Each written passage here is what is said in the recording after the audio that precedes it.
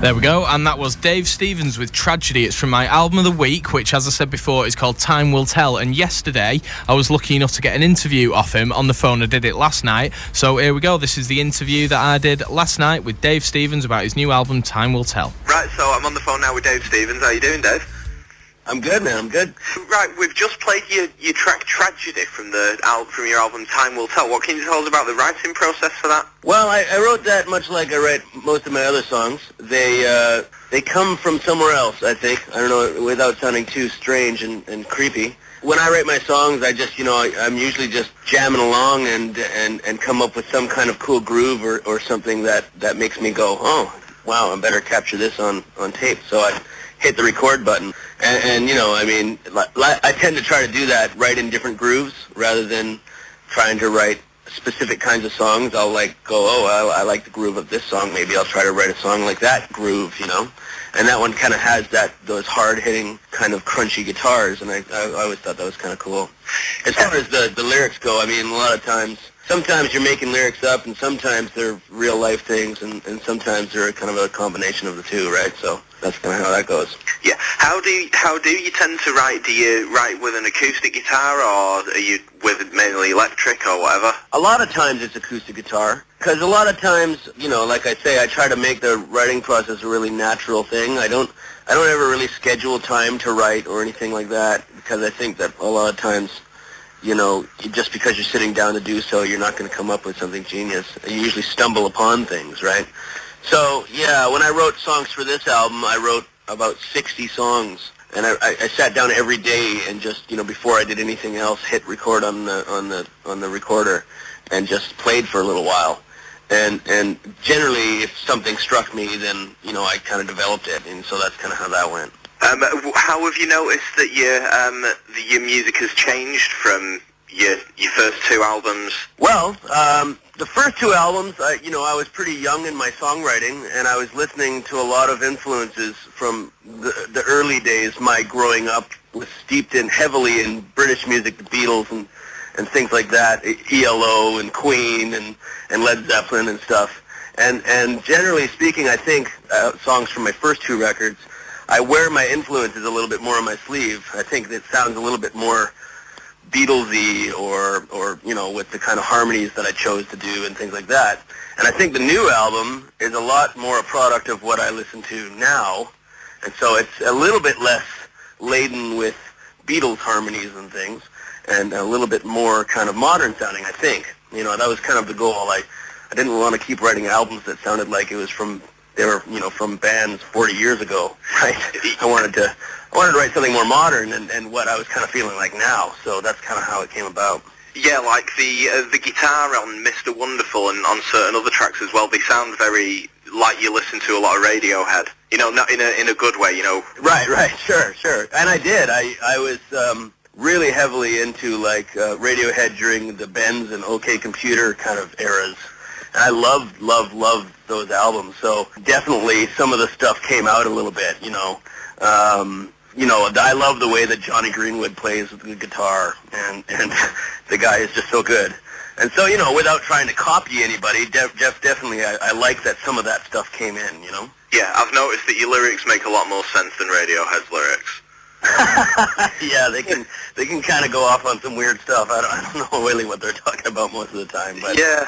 A lot of people think they're very clever, but it's quite debatable. You can look into almost anything and find sort of a level of intelligence in it, can't you?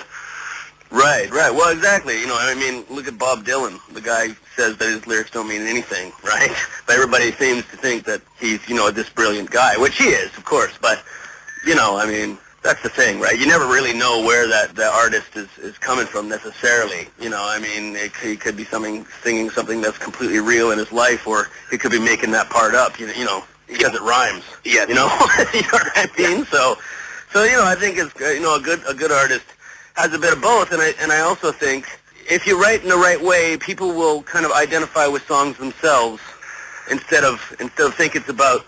I write songs obviously mostly about my own experiences, but I think when people like them, it's because they can put themselves into the story, so that's kind of how I like to think of it anyways.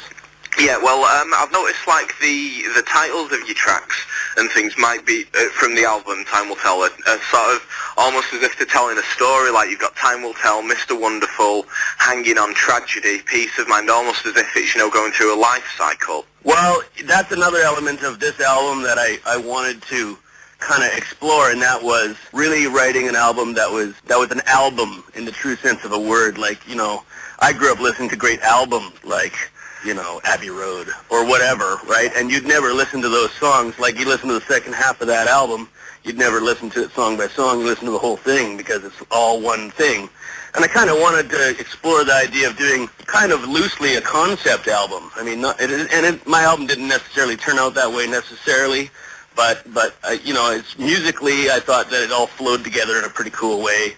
And yeah, I was really trying to go there with that, Yeah, well, as I've said before to you, I think it's a really good album, and I do think it does flow very well as an album. And what do you think about that? Does it come into your mind that most people now, they download like one track, or they listen to one track by a certain artist, on YouTube and things?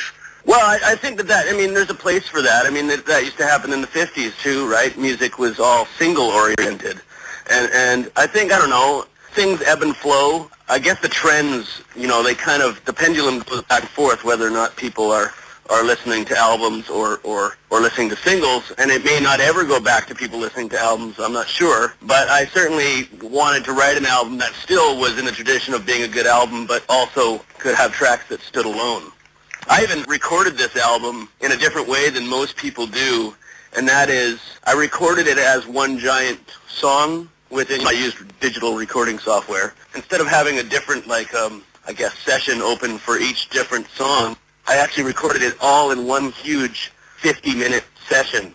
So all of the sounds that I used throughout every track were the same for every song, so all the drums had the same sounds and all that, I tried to really keep it really consistent, because I don't know if that's interesting to anybody listening to the show here, but certainly that's how I wanted to do it, because, if you listen to an album like Dark Side of the Moon, the drums don't change sounds from song to song, They have the same kind of thing going on through the whole thing, so that's kind of how I wanted to do it.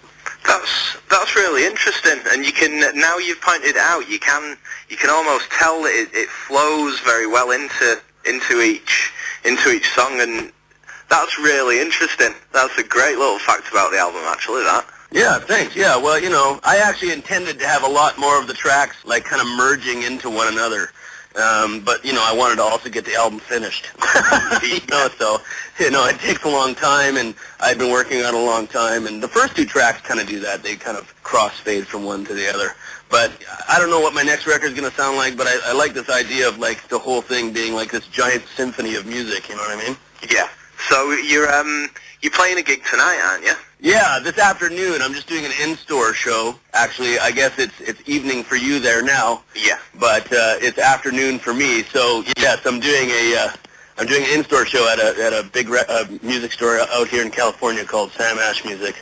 Later on in the month, I'm actually doing a show at a club here in Long Beach called D. Piazza's Lava Lounge. What track do you open with? Do you open with one from Time Will Tell, or from one of your previous albums? No, actually, today we're actually starting with Mr. Wonderful, actually. And generally these days we're playing more tracks, obviously, from Time Will Tell, because that's the latest record. We're only doing about three songs from the other albums, mostly from the new one. So, and we're doing a couple covers and things like that. So.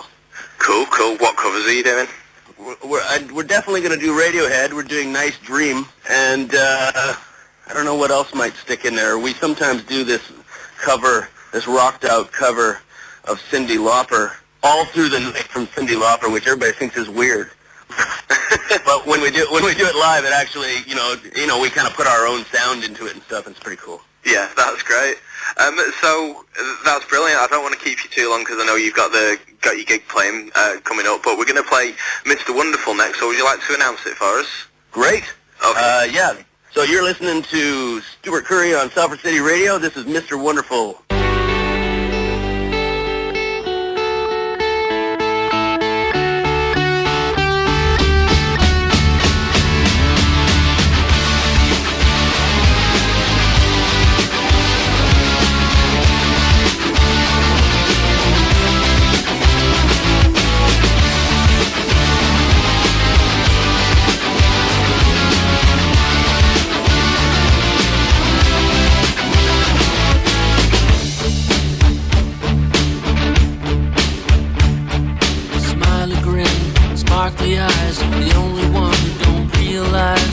Everyone here knows you're a fake. Give us praise, kiss our ass, make us think you're one of us. The only one you fool is yourself. It's just a game to you. You'll never win, Mr. Wonderful. You're so big and tall. Too bad quarterbacks only live so long. Seems like yesterday chicks would call your name, but everything has changed. Jock of 91.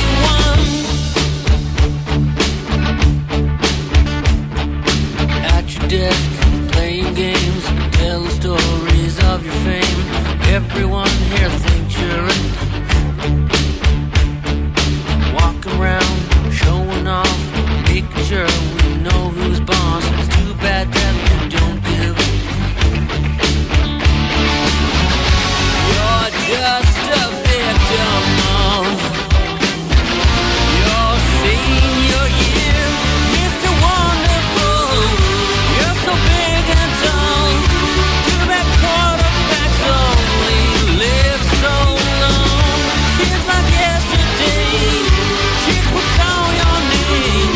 Now everything has changed. Jock of 91. Too bad your glory days came to an end. Your memories in your hand. Your only friend.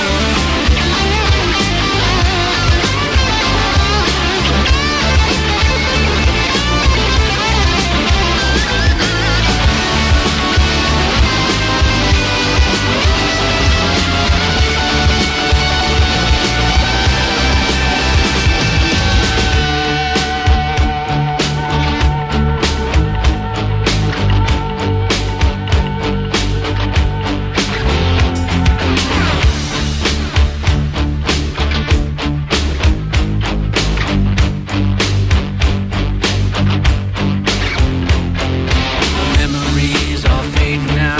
The locker rooms and cheering crowds. The muscle car is up on blocks. Your doctor says you're fat.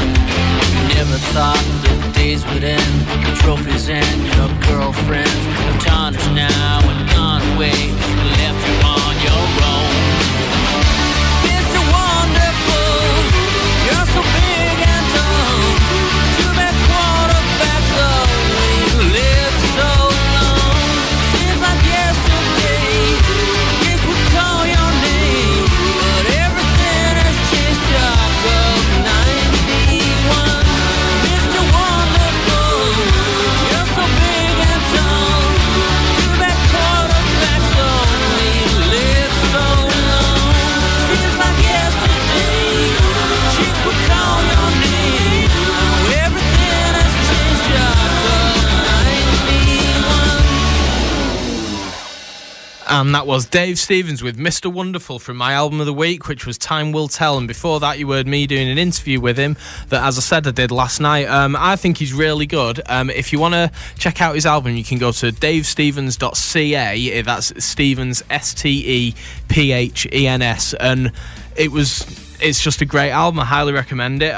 Like you said, it's almost a bit of a concept album, but great night, great bloke and everything like that. So you'll be hearing some more of his stuff on this show again probably next week. Right, okay, now it's time for This Day in Music.